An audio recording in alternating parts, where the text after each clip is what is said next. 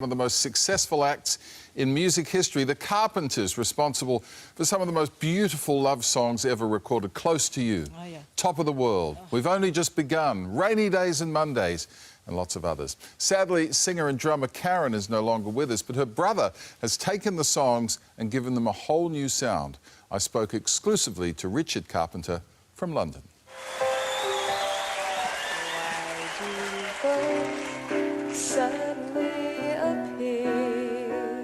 Every time you are near. It all began in the hit year of 1970. They long to be close to you.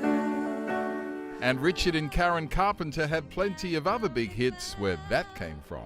Rainy days and Mondays always get me down. Top of the world again, down on creation. The combination of the arrangements and Karen's timeless voice, really, and it just happened to be the right time in the world for those types of songs, and it all became much bigger than any of us at the label or Karen and I would ever have envisioned.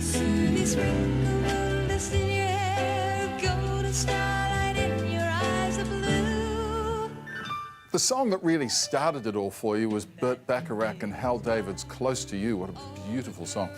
That was the start of the big time, wasn't it? Exactly. That was, it was released in May of 1970, and by the time July 22nd, we heard, it was #1 in the nation. It was an overnight smash, and it changed our lives overnight forever. And then, of course, it was followed by Begun and For All We Know and Rainy Days and Superstar. Don't you remember you told me you loved me, baby? You had such a meteoric rise to fame, and you got to share it all with your sister. How cool. Well, Karen and I had always shared the same likes and dislikes, the same music, the same comedians. Of course, we got asked this plenty. How can you work with your brother and or sister? You know, my sister and I, all we do is squabble. Well, Karen and I didn't squabble, and when I look back on it all, we were born each with the talent to complement the other's talent. The Carpenters' career was, of course, cut tragically short in 1983 when Karen died at the age of just 32 after a battle with anorexia.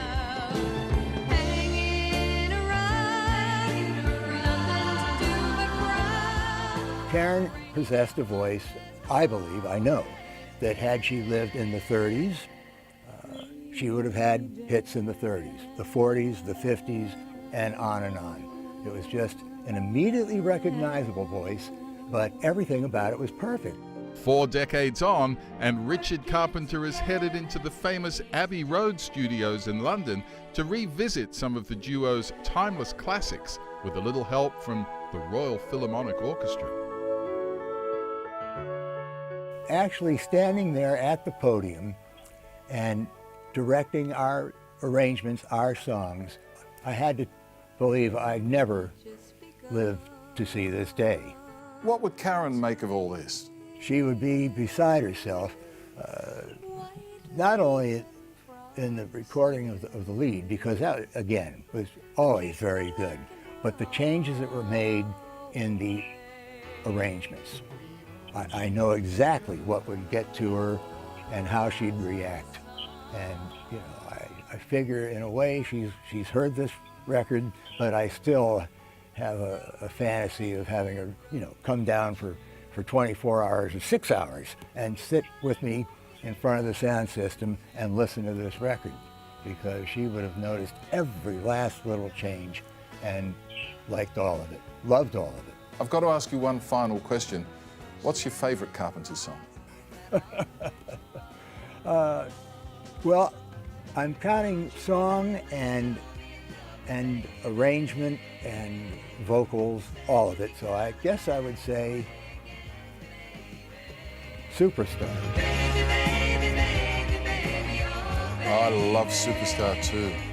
It's an amazing song, isn't it? Just beautiful. Beautiful The voice. voice, and with the full orchestra there, these songs sound wonderful. Wow. It's out now. The Carpenters with the Royal Philharmonic Orchestra in all good record stores and plenty of dodgy ones as well. And you can get it online and stream it and all that. So we've got more of that interview and lots of other stuff coming up on Today Extra. The new Pink song. Wow. Lots of good stuff coming. That's gone to #1, hasn't it? Boom. Boom. Looking forward to it. Good stuff. Thank you, Dickie.